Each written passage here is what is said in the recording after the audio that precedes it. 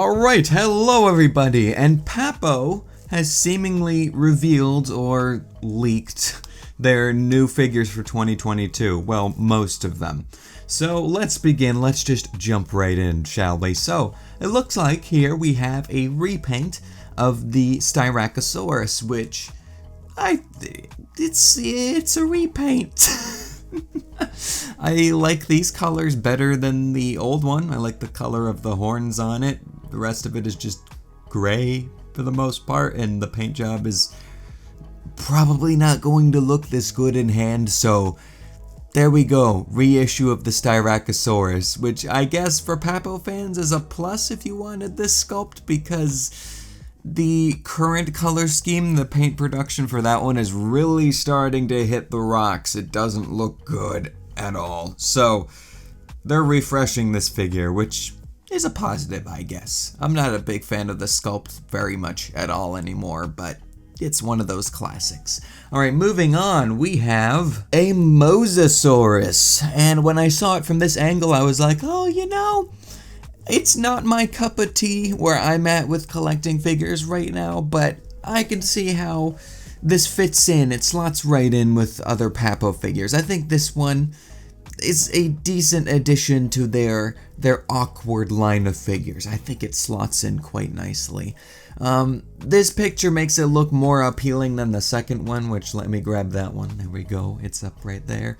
You can see from this angle, the neck is really long and really thin, and the head is pretty darn small.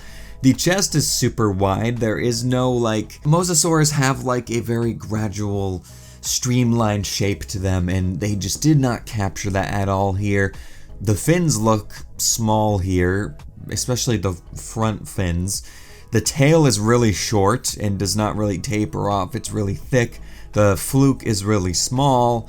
It has a dorsal fin on the middle of its back, and I do know, because I watched a video from Edge pretty recently actually, talking about dorsal fins on mosasaurs, and it is still a debated topic, and then we have no direct evidence of mosasaurs having dorsal fins, but it does seem like a fairly possible structure that they could have had for stability in the water.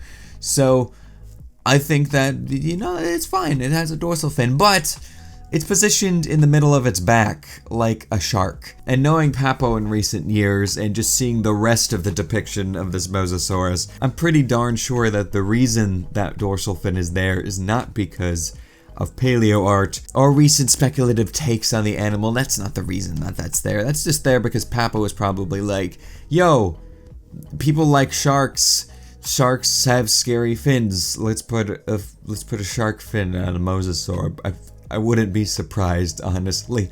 And also just the general positioning of it, because most paleo art has the dorsal fin above the hips, but this one just has it smack dab in the middle of the back. So there we go, mosasaur. Not my cup of tea, but it oddly fits in with the rest of Papo's style for, you know, what they've been making lately.